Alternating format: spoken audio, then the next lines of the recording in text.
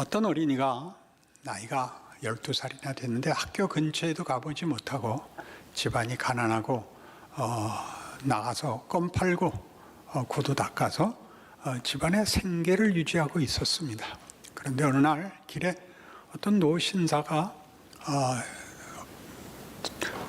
넘어져서 신음하는 것을 보고 가서 달려가 일으키고 사람들에게 고함을 질러서 사람들이 와서 병원에 데려와 살려냈습니다.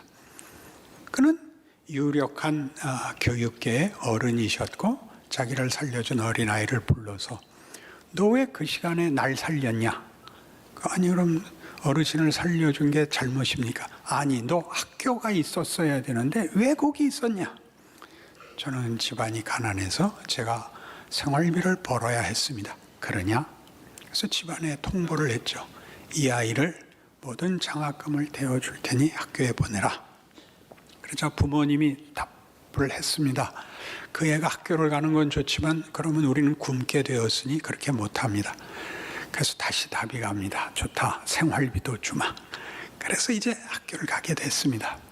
그래서 이 어린아이와 그 부모님은 매일 아침 9시에 저 광화문 앞에 세 식구가 모여 앉아서 촛불을 켜고 이 은혜로우시고 자비로우시고 많은 도움을 주신 선생님을 기리는 일로 하루에 10시간씩 무릎 꿇고 기도하게 됐습니다. 그럼 말이 됩니까? 애가 학교를 갔잖아요. 학교를 갔다는 게 무슨 뜻인지 아시죠? 공부를 해야죠. 공부는 왜 하죠? 훌륭해지라고요. 인간이 더 깊고 더 위대해지라고 공부를 시키는 겁니다. 그러니까 좋은 학교는 어떤 학교죠? 더 많은 것을 요구하고 요구한 것을 채워줄 수 있는 학교가 좋은 학교입니다. 좋은 선생님, 좋은 시설, 좋은 다른 모든 조건을 갖춰야 됩니다. 좋은 학교입니다. 그러나 좋은 학교가 아무리 외적 조건을 갖고 있어도 당사자가 훌륭해지지 않는 한 아무 소용이 없습니다. 문제는 당사자가 훌륭해져야 된다는 사실입니다. 그것이 바로 한 번 죽는 것은 사람에게 정해진 것이요 그 후에는 심판이 있으리라 라고 하는 어찌 들으면 매우 공포스러운 이 선언이 공포가 아니라 지금이 기회다. 지금이 교육받는 시기다. 지금 너를 훌륭하라고 요구하고 있다. 그 기회와 그 조건 속에 있다. 외적 조건은 내가 다 만족시켜 주마.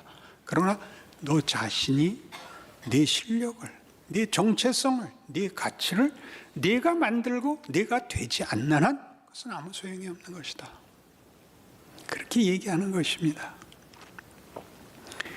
우리가 이런 기회와 말하자면 책임 속에 있다는 것을 우리가 깨닫지 못하면 우리는 언제나 어떻게 된다고요? 잘잘못이라는 데 묶여서 회개하고 울고 하나님 앞에 진심을 확인받는 것으로 반복적인 뭘 해요? 제자리에 머무르게 되죠. 이거 잘못했습니다. 저거 잘못했습니다. 공부는 어떻게 하는 거죠? 해보는 거죠. 해보는 거죠. 시험 봐서 알았다고 생각하는 것을 틀리고 엉뚱한 거 찍었는데 점수 나오고 하는 일을 겪으셔야죠. 그러니까 우리 인생에서도 우리가 하나님이 우리에게 마치 학교에 보낸 것 같이 우리에게 많은 도전과 위협과 시험 속에서 살게 하십니다. 가장 큰 도전은 뭐죠? 세상이 가지는 폭력입니다. 약육강식, 적자생존. 강해지거나 독해져라 입니다. 그 조건 속에 우리를 집어넣어 놓고 하나님이 우리를 위해 그 아들을 보내셨고 십자가를 지셨고 부활승천하신 분이 우리 편을 들고 계시는데도 이 폭력과 공포 속에서 하나님이 일하신다는 것이 우리에게 믿어지지 않습니다. 왜 그렇게 하시죠? 그 도전과 그 시험에 네가 답을 내라 겁니다. 해결하라가 아닙니다.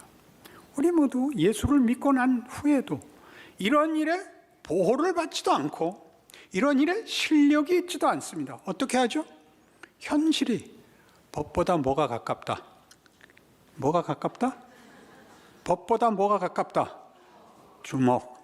이제 나중엔 이렇게 돼야 됩니다. 성경이 가깝다.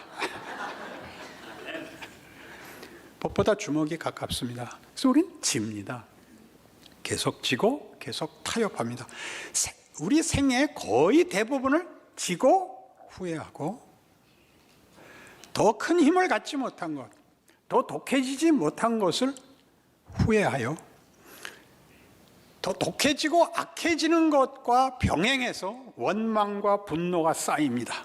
그래서 모든 표정과 행동이 어디로 가냐 하면 건들지 마, 같이 죽을래, 최소한 이렇게 문신을 한다든가 성경책을 붙이고 다닌다든가 온갖 방법으로 안전을 확보하기에 급급합니다. 나이가 들면서 뭘 배우는지 아십니까? 나이가 들면 다시 중학교로 가고 싶습니다. 내가 중학교 가면 그때같이 놀지 않을까. 공부를 난 잘할 거야. 잘하는 게 뭐죠? 모든 시간을 집중할 것입니다. 그 마음을 가지는 게 열매인 것입니다. 인생의 최고의 덕목은 성실함이야. 성실함이야. 나 그때 수학을 못했어. 난 내 머리가 나쁜 줄 알았어. 수학은 어때야 잘하죠? 머리가 좋아야 잘하는 게 아니라 외워야 됩니다. 수학을 외워야 된다는 거는 아무도 생각하지 않는데 다 외워야 됩니다. 외우면 이치가 깨달아집니다. 영어는요, 물론 외워야 됩니다. 물론 외워야 됩니다. 물론 외워야 됩니다. 우리 인생 속에서 우리가 나이가 들면서 점점 배웁니다. 악해지고 독해지고, 그래서 이긴 것들이 가치가 없다는 걸 알게 됩니다. 늙으니까. 어떤 가치요? 이게 인생이란 말인가? 이게 인간이란 말인가? 드디어 그 질문이 오죠. 이렇게 이겨도 아무 소용이 없는 것을, 그렇게 보복해도 아무 쓸데가 없는 것을, 이겼다고 생각한 것이 내 인생에 아무 의미가 없다는 것을 깨닫게 됩니다. 그게 나이가 하는 것입니다. 그 긴 기간을 하나님이 허락하십니다.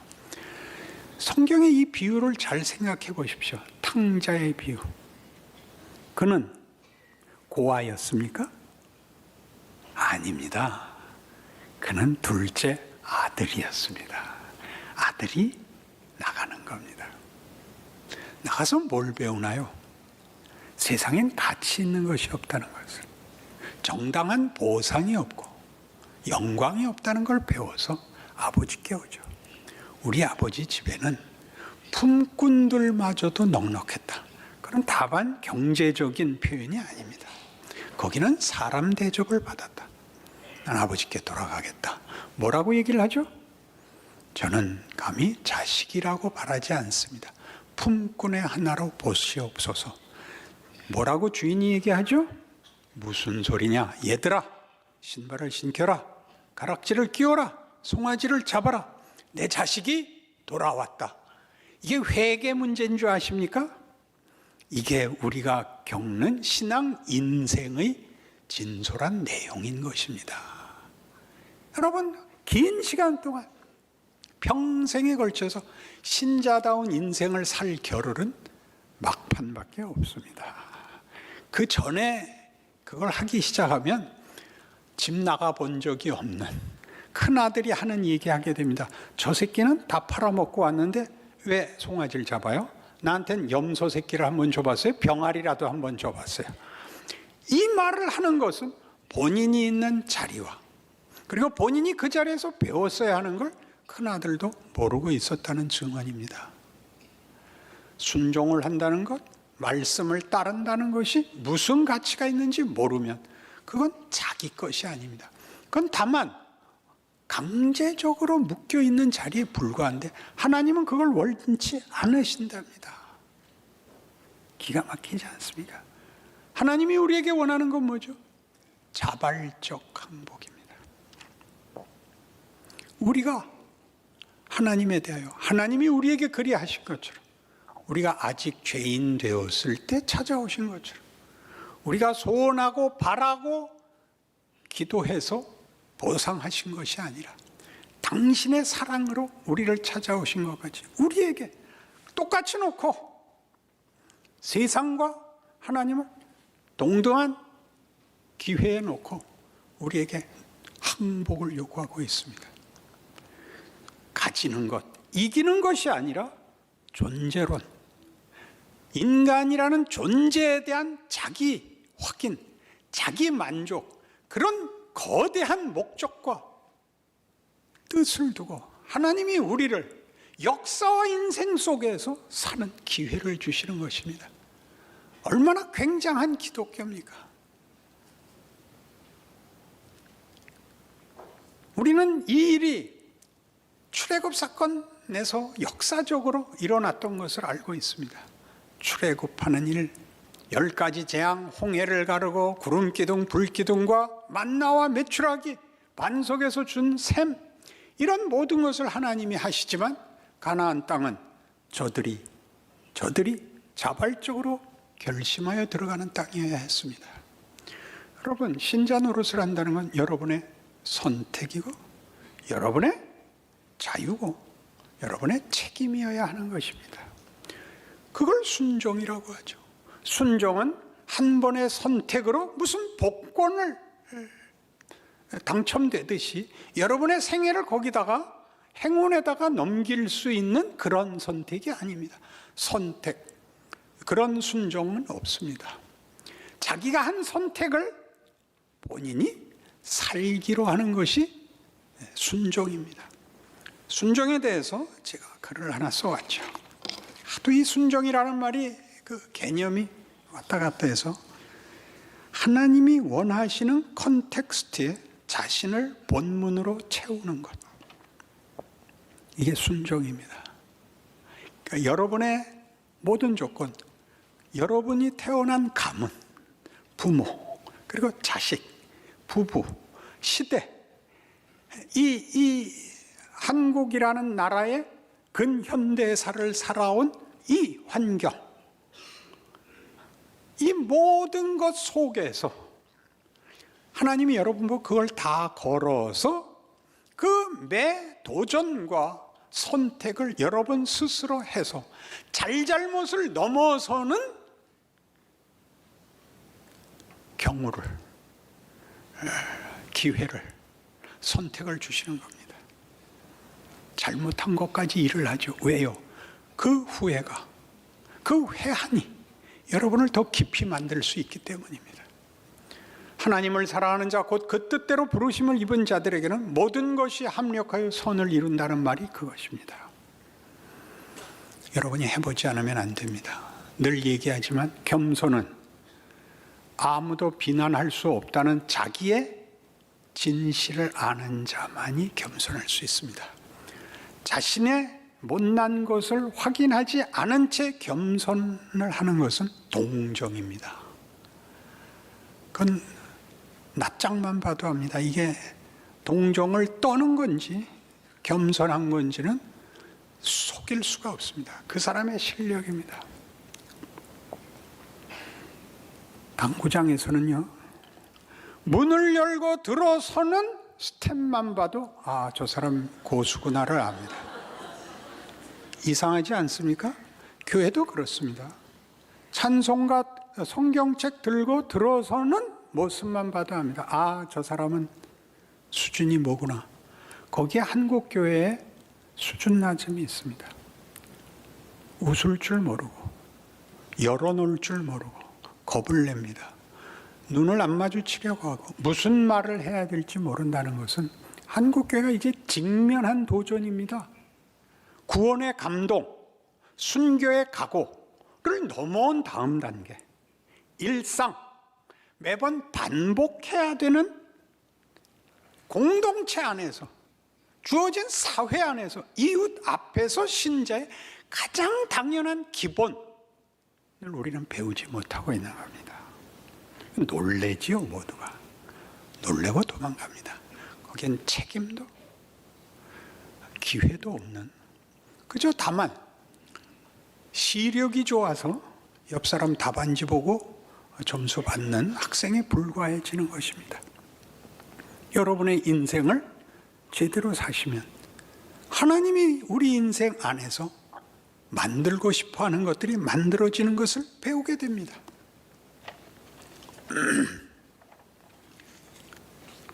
본회포 1945년에 39살에 죽어버린, 그리고 실력 있는 신학자요, 목회자였으나 히틀러 암살에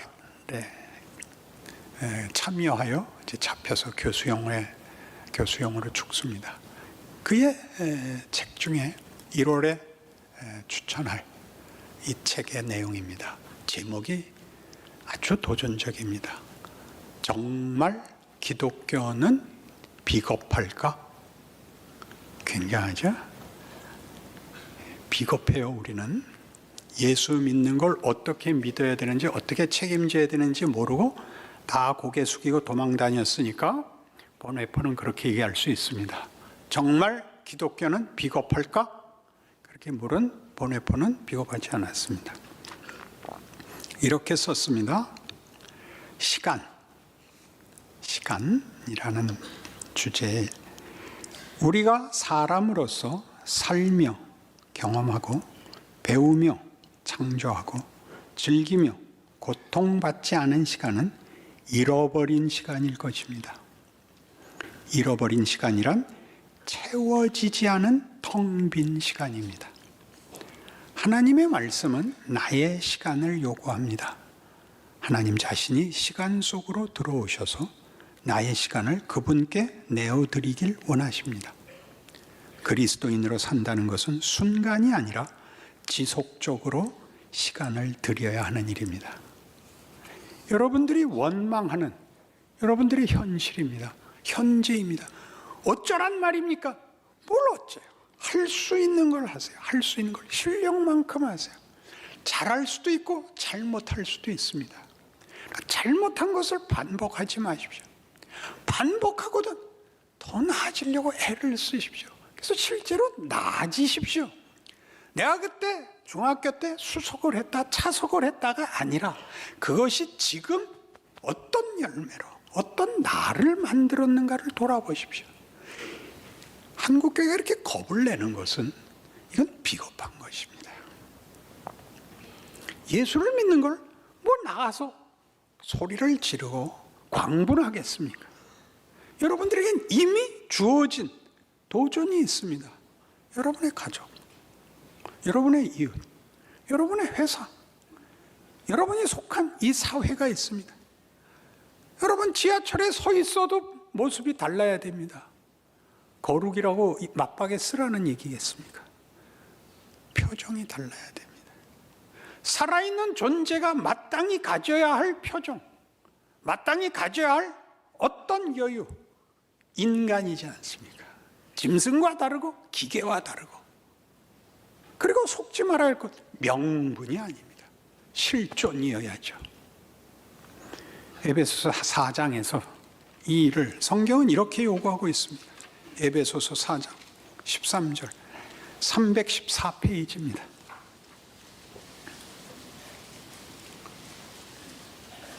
에베소서 4장 13절 우리가 다 하나님의 아들을 믿는 것과 아는 일에 하나가 되어 온전한 사람을 이루어 그리스도의 장성한 분량이 충만한 데까지 이르리니 이는 우리가 이제부터 어린아이가 되지 아니하여 사람의 속임수와 간사한 유혹에 빠져 온갖 교훈의 풍제에 밀려 요동하지 않게 하려 함이라. 오직 사랑 안에서 참된 것을 하여 범사에 그에게까지 자랄지라. 그는 머리니 곧 그리스도라. 하나님께서 말하자면 신의 차원에 우리를 초청하고 있습니다. 놀랍지 않습니까? 우리를 자녀라고 부르십니다. 우리로 하나님을 아버지라 부르게 하십니다. 아버지와 자식이란 차별을 가질 수 없는 그 속성이 가장 친밀하고 근접한 존재가 되는 것입니다. 우리의 일생이 이런 일을 우리의 것으로 만들기 위하여 구체적으로 일하시고 구체적으로 요구하시는 시간이요 기회라는 걸 안다면 여러분은 다만 명분에, 이상에, 기대라는 이름으로 오늘을 낭비하거나 오늘을 외면하는 인생은 살 수 없을 것입니다. 결국 사랑이냐? 여기서 사랑은 윤리도 명분도 아니고 최고의 자발성을 얘기합니다. 여러분이 사랑할 수 있는 사람이 되셔야 되는 것입니다. 여러분이 책임질 수 있어야 됩니다. 그것은 인간으로서는 상상할 수 없었던 엄청난 약속입니다. 보통 세상에서 종교를 가지는 가장 큰 이유는 책임을 미루기 위해서 아닙니까? 여러분이 하는 기도의 대부분은 뭡니까? 하나님의 뜻을 알아서 내가 책임지지 않게 해 주십시오 아닙니까? 여러분이 기도할 수밖에 없고 비명 지를 수밖에 없을 때도 답이 안 내려올 때는 어떻게 해야 되죠? 실력만큼 하십시오. 화를 내도 되고 밥상을 걷어차도 됩니다. 그리고 뭘 배우죠? 밥상을 엎으면 내가 치울 수밖에 없다를 배우죠. 그건 명예롭지 않다. 그건 강한 것도 아니요, 독한 것도 아니요, 못난 짓이다. 배우죠. 그렇게 배웠어야죠. 교회를 30년, 40년 다니고 예수를 평생을 믿었는데 는 게 없죠. 부끄러워하셔야 됩니다. 여러분의 참된 인생을, 신앙 인생을 살아내시는 여러분들 되시고, 비난하고 원망해서 누구에게 책임을 떠미는 그런 스스로의 기만에서 벗어나시는 위대하신 인생을 사시기 바랍니다.